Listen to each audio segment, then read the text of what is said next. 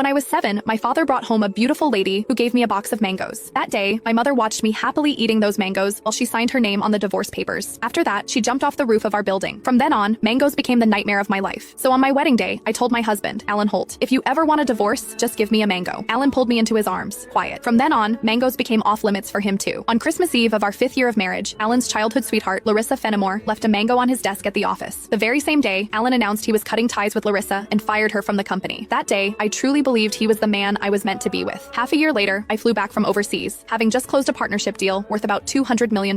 At the celebration dinner, Alan handed me a drink. After I had finished half the glass, his so-called childhood sweetheart, the woman who had been kicked out of the company, stood behind me with a big grin and asked, "Does the mango juice taste good?" I stared at Alan in disbelief, and he was trying hard not to laugh. "Don't be mad. Larissa insisted I played a little joke on you. I didn't actually give you a mango. I just gave you a bottle of mango juice. But I think she's right. The fact that you don't eat mangoes is a real problem. You were really enjoying that juice just now." My face went cold. I lifted my hand and threw the rest of the mango juice in his face, then turned around and walked away. Some things are never a joke. I wouldn't kid around with mangoes or divorce. Ms. Mendez, your stomach condition flared up again because of stress and emotional triggers. If there's something you really don't like to eat, you mustn't force it down again. The next time might not just be a stomach ache. We might have to remove part of your stomach. Stay in the hospital for observation for 1 day and contact your family as soon as you can. When I heard the doctor say that, I went completely quiet. For the sake of a new project, I had been overseas for 39 straight days, working day and night, and I finally made it back in one piece. I never expected that at the celebration dinner, one glass of mango juice from Alan would land me right in a hospital bed. Out of habit, I tapped open my pinned chat on WhatsApp, typed 2 words, and then realized something felt off. Looking closely, I confirmed that it was Alan Holt. He had just changed his profile picture. Now, it was a green mango. While I was staring blankly at the chat window, Alan's call came through. He sounded cold. "I'm already home. Where are you?" I said nothing. Any other time, I would soften my voice and act like a spoiled little girl with him. But tonight, I honestly didn't know what to say. Alan sounded annoyed. "Myra, how long are you planning to keep this up?" "I'm at the hospital." Alan went quiet. He had never shown much interest in my health. He would never have guessed that one glass of mango juice from him would send me straight to the emergency room. "Stay put at the hospital. I'm coming over right now." I didn't want to deal with him, but my body was so weak that I didn't feel like moving at all. Time dragged by. The doctor came in to check on me 3 different times, and Alan still didn't show up. Right before I went to sleep, I glanced at my phone one last time and saw Larissa Fenimore's new post on her social feed. Every time I get hurt, my knight in shining armor shows up. I'm so lucky. The picture under it was a shot of Alan putting a bandage on her. Larissa's profile picture was a yellow mango. It was pretty, but it made me sick. Alan and I had known each other for 10 years, and he had always known exactly where my bottom line was. After so many years in business, he also knew perfectly well how to keep a proper distance from other women. But now, he kept crossing that line again and again. In that case, our marriage and the newest project I had negotiated no longer needed to exist. I had closed a $200 million